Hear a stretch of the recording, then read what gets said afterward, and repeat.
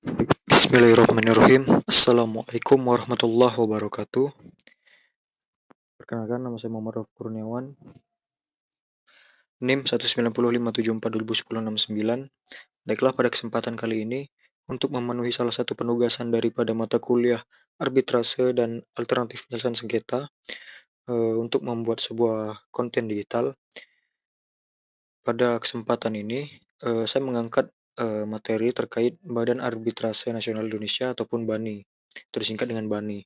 Baik, tanpa memperpanjang waktu, kita masuk ke dalam pembahasan terkait BANI ini.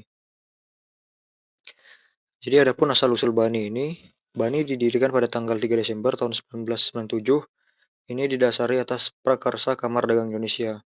BANI dapat memberikan suatu putusan atau suatu sengketa yang terjadi, atau dapat sekedar memberikan pendapat yang mengikat atau binding advice. Sifat BANI sendiri ialah independen atau otonom. BANI ini berkedudukan di Jakarta, dengan perwakilan di beberapa kota besar di Indonesia, termasuk itu Surabaya, Bandung, Pontianak, Denpasar, Palembang, Medan, dan Batam. Saat ini BANI memiliki lebih dari 100 arbiter berlatar belakang berbagai profesi. 30% diantaranya adalah asing. Menyelenggarakan pengkajian dan riset serta program-program pelatihan pendidikan mengenai arbitrase dan alternatif penyelesaian sengketa. Kemudian adapun kasus yang masuk dalam ruang lingkup yang dapat BANI terima atau BANI atasi, ini terdapat cukup banyak, bisa kita lihat. Yang pertama itu korporasi, kemudian asuransi, finansial, paten, hak cipta, penerbangan, telekomunikasi, ruang angkasa, hak milik intelektual, kemudian juga terdapat kerjasama, pertambangan, angkatan laut dan udara, lingkungan hidup, fabrikasi, industri perdagangan, dan lisensi. Baik, selanjutnya, adapun prosedur penyelesaian sengketa pada Badan Arbitrase Nasional Indonesia atau pada BANI, ini terdapat pada klausul arbitrase. Jadi adapun klausul arbitrase itu, BANI sendiri menyarankan kepada para pihak yang ingin menggunakan arbitrase dari BANI itu untuk mencantumkan dalam perjanjian yang mereka buat itu, dalam perjanjian standar yang dibuat oleh para pihak itu terdapat sebuah klausula yang dimana semua sengketa yang timbul dari perjanjian ini akan diselesaikan dan diputuskan oleh Badan Arbitrase Nasional Indonesia atau BANI menurut peraturan administrasi dan peraturan-peraturan prosedur arbitrase yang keputusannya mengikat kedua belah pihak yang bersengketa sebagai keputusan tingkat pertama dan terakhir.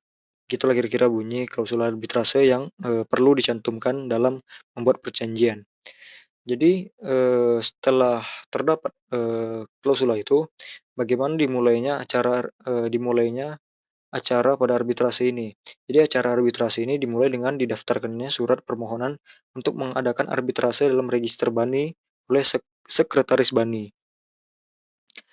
Selanjutnya, adapun surat permohonan yang dimohonkan untuk mengadakan arbitrase ini, yang pertama itu harus memuat sekurang-kurangnya itu nama lengkap dan domisili, kemudian uraian singkat duduk perkara, dan juga yang ketiga apa yang dituntut daripada tuntutan itu.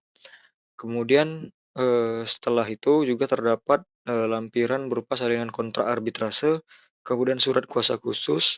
Selanjutnya dapat dipilih seorang arbiter atau menyerahkan penunjukan arbiter oleh BANI. Dan terakhir itu membayar biaya pendaftaran dan administrasi. Selanjutnya adapun prosedur yang menyimpang daripada BANI ini, yang pertama BANI akan menggunakan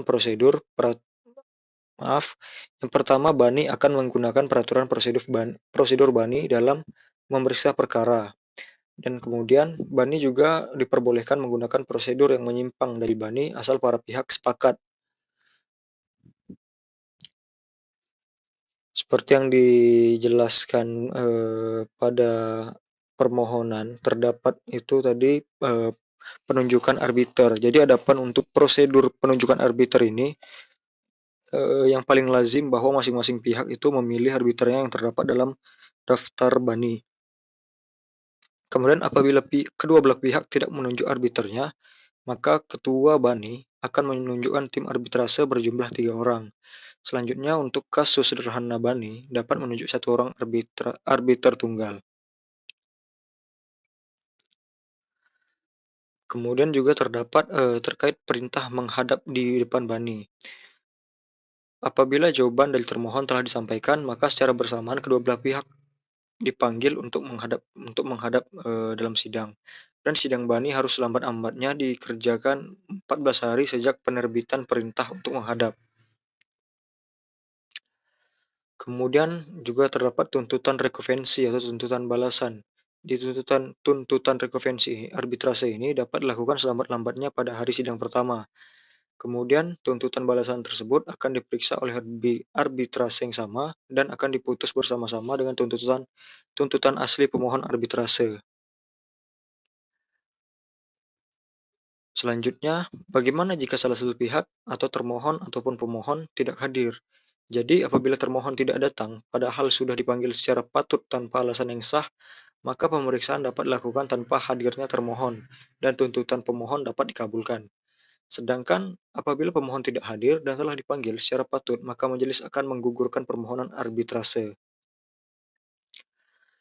Baik, selanjutnya juga terdapat usaha perdamaian oleh arbitrase. Jadi sidang arbitrase oleh Bani ini terlebih dahulu akan diusahakan perdamaian oleh arbiter, sebagaimana juga dalam hukum acara perdata. Sebelum kita masuk ke jalur litigasi, kita itu harus melalui jalur non litigasi. Salah satunya ialah untuk berdamai. Kemudian apabila Bani mengusahakan perdamaian oleh arbiter, jika usaha perdamaian itu berhasil, maka majelis akan membuat suatu akta dading atau akta perdamaian. Usaha perdamaian oleh arbiter ini berlaku dalam arbitrase adalah hukum pembuktian pada umumnya. Baik, selanjutnya terkait pemeriksaan saksi dan atau saksi ahli. Perdengaran saksi ahli dilakukan atas perintah Bani atau atas permintaan para pihak yang berkepentingan. Para saksi dan saksi ahli dapat dimintakan untuk mengangkat sumpah terlebih dahulu sebelum memberikan keterangannya. Semua pemeriksaan saksi dan saksi ahli dilakukan secara tertutup untuk umum. Jadi, perlu kita garis bawahi bahwa semua pemeriksaan arbitrase ini harus dilakukan secara tertutup atau istilahnya private and confidential. Baik, yang terakhir itu terdapat eksekusi putusan arbitrase. Jadi, eksekusi putusan arbitrase ini akan dipersilahkan bagi pihak yang kalah untuk melaksanakan putusan sukarela. Apabila dalam jangka waktu yang telah ditentukan putusan belum dilaksanakan, maka Ketua Bani akan menyerahkan putusan kepada Pengadilan Negeri untuk melaksanakan putusan. Baiklah, saya rasa cukup pembahasan saya terkait Badan Arbitrase Nasional Indonesia ini. Terlebih dan terkurang saya mohon maaf. Saya akhiri dengan mengucapkan wabillahi taufik wal hidayah. Wassalamualaikum warahmatullahi wabarakatuh.